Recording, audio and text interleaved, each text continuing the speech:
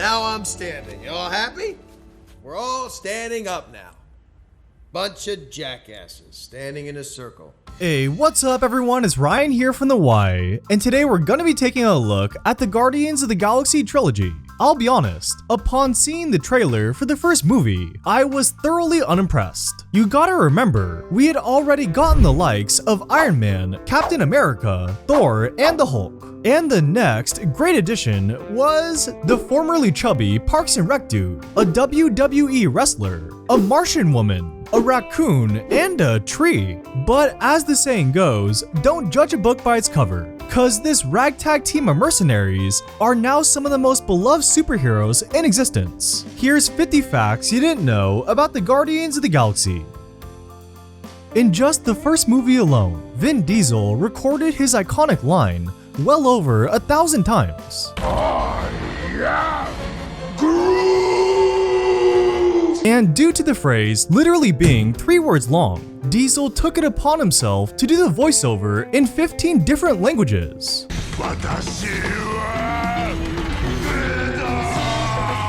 And most important of all, Diesel went to the premiere on stilts and wearing a I Am Groot t-shirt.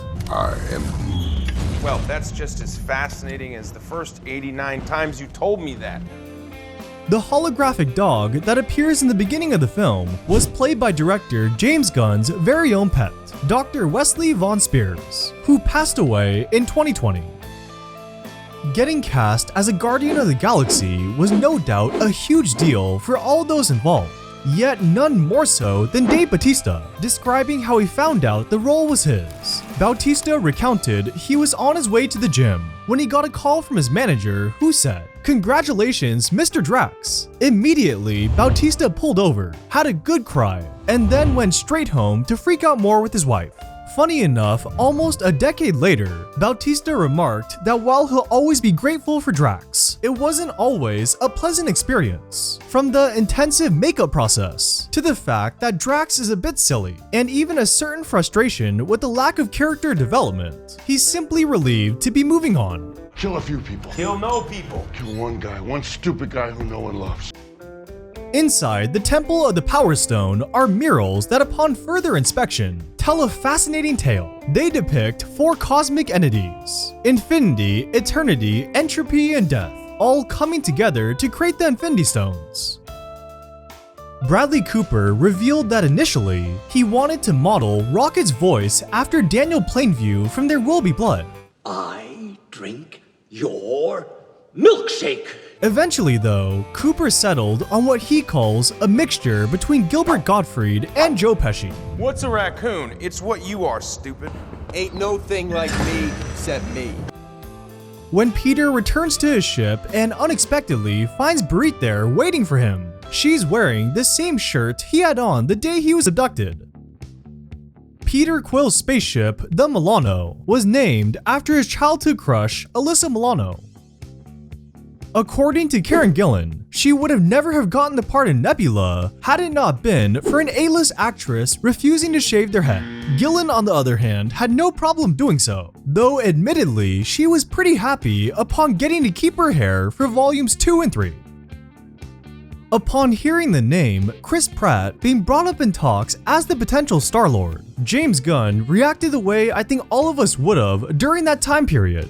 What? Fat guy from Parks and Rec? I don't think so. A little harsh, but more than understandable if you're a fan of the show. From there, he kept rejecting the idea and wouldn't even see him audition.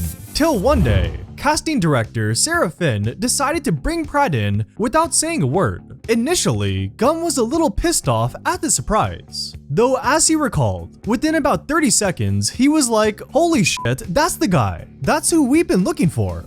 As wild as that is, Chris Pratt also barely made it to the audition. Following years and years of trying out for just about every Marvel film, he'd gotten the feeling that he didn't have that it factor. So when it came to Guardians of the Galaxy, he viewed it as just another disappointment waiting to happen, and therefore took a lot of convincing to even show up. Luckily, Pratt took one last stab at it, and while he was still overweight, Gunn loved him so much, he was willing to have Marvel's first chubby superhero with a CGI six-pack. When Stan Lee cameos in Guardians of the Galaxy, the alien text that appears beside him reads Excelsior in scroll. If you can believe it, Glenn Howerton from It's Always Sunny in Philadelphia was James Gunn's second in line to play Star-Lord. We're gonna follow our victim, okay? Then we're gonna jump her. And then I'm gonna strangle her and you're gonna chop her into pieces. It's pretty difficult to imagine him as the lead in a Marvel film, though I reckon he'd play it as a much more sarcastic and less boyish version of Peter Quill. On a related note, Danny DeVito tried out for Rocket but was ultimately found to be too old. During the Guardians admins to prison, a ton of Easter eggs can be found in their descriptions. First off, seeing as Gamora is the last surviving member of the Zehoberei, I guess Thanos' method of saving people didn't actually work. In Rocket's intro, Lila is mentioned, although doesn't show up for another 2 movies. And finally, they messed up Star-Lord's name, and the translator in his neck also explains how he's able to talk to various alien species. Following the death of Paul Walker, Vin Diesel underwent one of the darkest periods in his life, in which he found it difficult to even leave the house. Unsure when, if ever, he'd return to the set of Furious 7, Diesel found solace in the tree-like character Groot, saying to play a character that could reincarnate, rejuvenate, and represent life as trees do. That was healing for me. We are Groot. When the Guardians get sent to prison, each of the stripes on their uniform correspond to a crime they've been convicted of. What's less clear is the meaning behind each color. We do know that black definitely means murder, which explains Gamora, and that the specific pattern determines its severity. Interestingly enough, the original plan also involved Groot wearing pants. Yet according to Gunn, the CGI cost was so ludicrous, the talks ended there. In true Star-Lord fashion, after filming ended, Chris Pratt stole his outfit for the most heartwarming reason. He wanted the costume in order to go and surprise sick kids in the hospital. If you kill me, you'll be just like everybody else. What's so wrong with that? Coming off Parks and Recreation and his role as the lovable idiot Andy Dwyer, Chris Pratt had gained a lifetime of experience in the realm of improvisation. Leslie, I typed your symptoms into the thing up here and it says you could have network connectivity problems. So in taking on the role of Peter Quill, he brought along that wealth of knowledge and improvised giving the guard the finger. Oh, I'm sorry. And also this unsavory image I want out of my head. Oh, she has no idea. If I had a black light, the place would look like a Jackson Pollock painting. If you didn't already know, Iron Man actually joined the Guardians of the Galaxy in a 2013 issue of the comics, and as a result, they planned on having him make a cameo in the seminal film. Though after getting stuck in contract negotiations following the release of Iron Man 3, the timing didn't allow it to happen. I like your plan, except it sucks, so let me do the plan, and that way it might be really good. The Guardians of the Galaxy Awesome Mix Volume 1 made history as the first soundtrack without any original music to reach number 1 on the Billboard 200. I got a feeling, Blue Swede, 1973, that song belongs to me! In what should come as no surprise, there were a ton of Easter eggs hidden in the collector's lair. You've got Howard the Duck and Cosmo the Space Dog, who both appear in later installments. An ancient version of a sovereign cocoon confirmed not to be the one that birthed Adam Warlock. Alien slugs from Gunn's movie Slither. A Chitauri, a Dark Elf, and a Frost Giant, all from previous movies. And an assortment of various alien species present in other Marvel works. Rocket's co-creator, Bill Mantlo, was ultimately saved by the very character he created. After a successful career at Marvel Comics spanning the course of nearly 15 years, and including the creation of Rocket Raccoon and Cloak and Dagger, tragedy struck Mantlo. On July 17, 1992, Mantlo was out rollerblading when he was involved in a hit and run that put him into a coma. Though he eventually woke up, the extensive brain damage meant there was no choice but to live out the rest of his days in a full-time healthcare facility. That was until Marvel decided to bring Guardians of the Galaxy to life. needing to get the rights to Rocket Raccoon. The studio offered Mantlo a very generous compensation package that ensured he'd be able to lead the facility he'd lived at since 1995 and move in next door to his brother and receive in-home care. Anytime we're shown a new location, a little blurb appears on the screen describing where we are, along with the set of coordinates to the position within the Andromeda Galaxy. As you'd have it, the coordinates were an Easter egg, and after matching the numerals to their place in the alphabet, the 3 locations spell out the phrase, "Shh, this is Mom's Cancer, Meredith Quill X," obviously hinting at the fact that Ego was the cause of his mother's death. You shouldn't have killed my mom and squished my Walkman.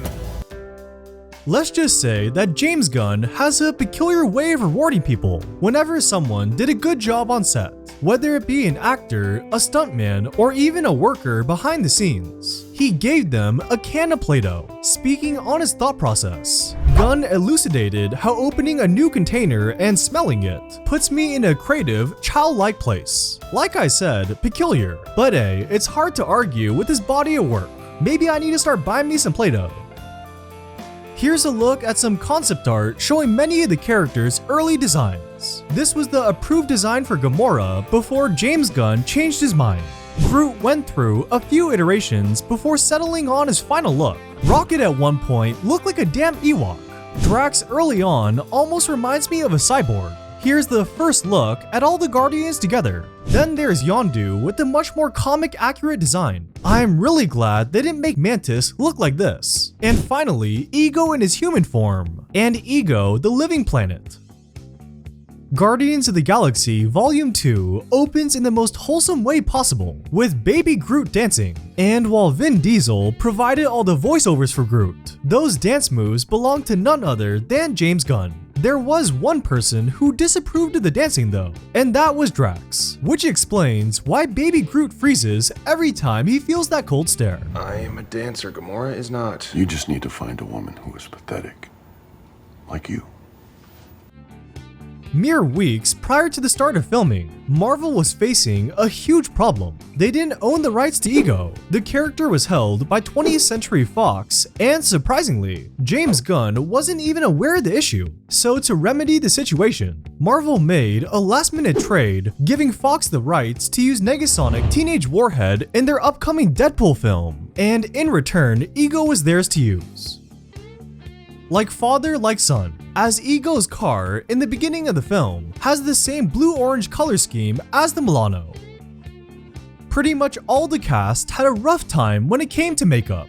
Dave Bautista said it took him around 5 hours for Volume 1, then 90 minutes for Volume 2. Zoe Saldana also spent 5 hours in the makeup chair for the first volume, and 3 for the second. Karen Gillan saw basically no change across the trilogy, as hers took 4 to 5 hours. And finally, Chris Pratt joked how he'd arrive on set and say, "Oh hey guys, been here long? That's crazy, I just got here."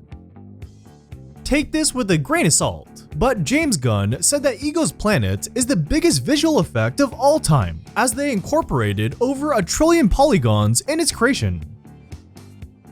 So, in the movie, Taserface is basically only known for having a name that people can't stop making fun of. Tell him the name of the man what sealed his fate. Taserface. Yet in the comics, his backstory is really what's intriguing, as he's revealed to be a part of a cybernetically enhanced alien race known as the Stark. Their entire existence revolves around finding a cache of Iron Man technology, fast-tracking them into an industrial revolution, with the resulting effect being that they worship Tony Stark as a god. James Gunn has stated that throughout the trilogy, a major goal centered on making the environments as authentic as possible, and that meant including all different kinds of aliens. Marvel, of course, had no problem with any of that, until it came to the race known as Sneepers. After going over a couple of scenes where Sneepers had more than just a background role, they said, "Hold up, did you know that Sneeper in Icelandic means clitoris? Well, we can't be having that." Gunn had the perfect response and said that was all the more reason to use it in honor of the Icelandic people. And eventually, as he said, they relented and let it be. Here's what's a bit confusing though. Looking at the script, When Stakar talks to a sniper, he's supposed to call them by their name, yet in the film, he never actually says it. So maybe they were allowed to be in the shot, but he just couldn't say what they were. There's 100 Ravager factions. You just lost the business of 99 of them by serving one. During the following scene, the couple pictured here are James Gunn's parents, and as an added bonus, they're listed in the credits as Weird Old Man and Weird Old Man's Mistress. In order to make Vin Diesel's life a little bit easier, James Gunn created a Groot version of the script containing all his lines translated to English. I am Groot. That's right. I am Groot. No! No, that's the button that will kill everyone! Here's an unexpected cameo. Miley Cyrus voiced Mainframe in Guardians of the Galaxy 2. I miss you guys so much! James Gunn described Guardians of the Galaxy Volume 2 as a story about fathers. For Chris Pratt, this held somewhat of a special meaning as he'd recently lost his own father during filming of Jurassic World, but never really got the chance to process things due to a hectic schedule. So with this movie, he was finally able to open old wounds and begin the healing process through the lens of Peter Quill. I'm sorry I didn't do none of it right. I'm damn lucky you're my boy. During the end credits of Volume 2, although he doesn't officially appear till 6 months later in Thor Ragnarok, the Grandmaster is shown dancing. Also in the credits, the Down There guy gets his due. Down there! And it's good to know that no raccoons or trees were harmed during the making of the film.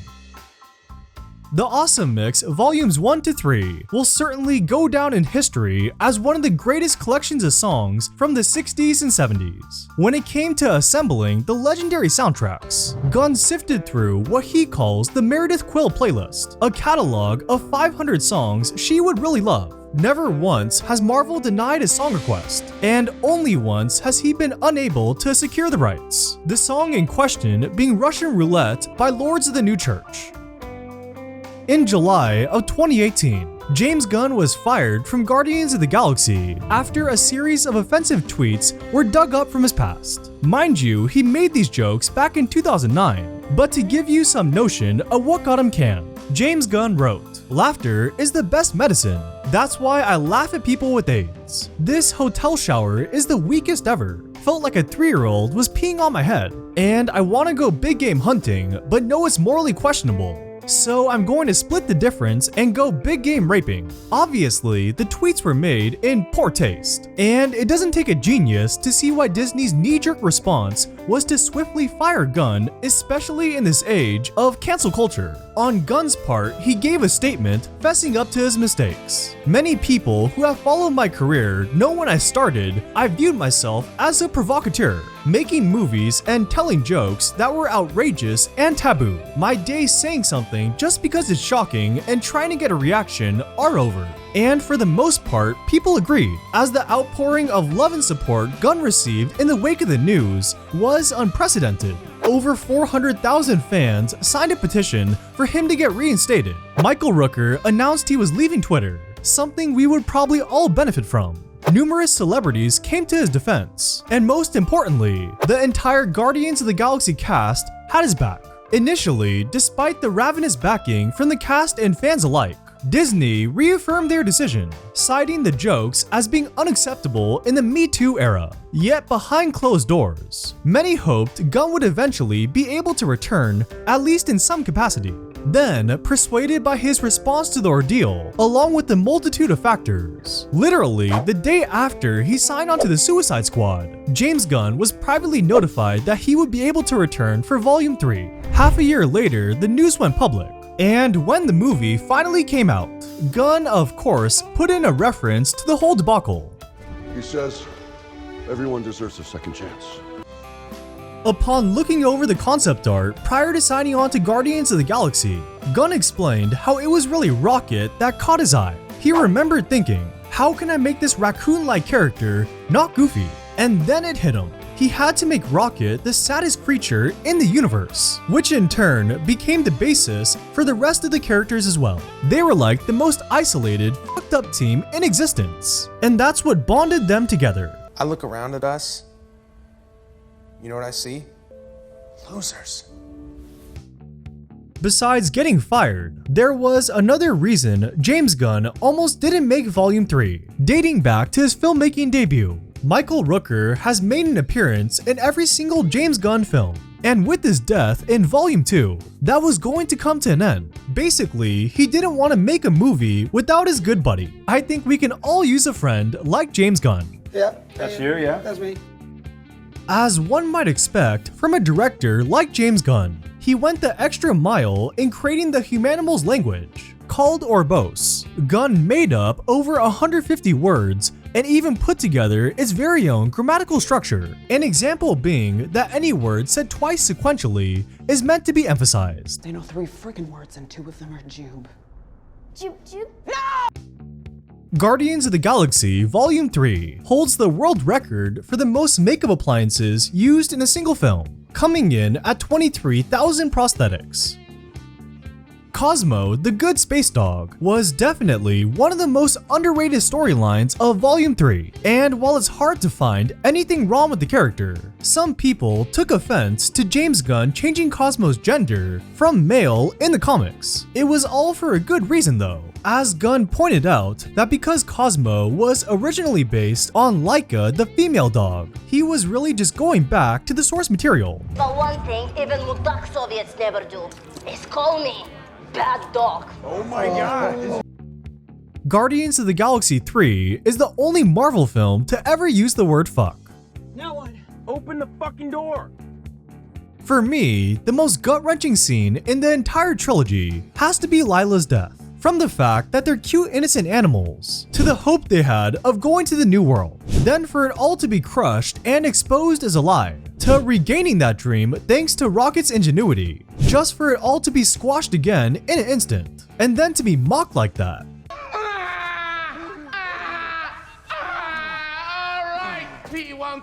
Devastating is really the only word I can think of, and for Bradley Cooper, the experience was also a deeply personal one, as he related the sound he made back to his reaction when his dad passed away.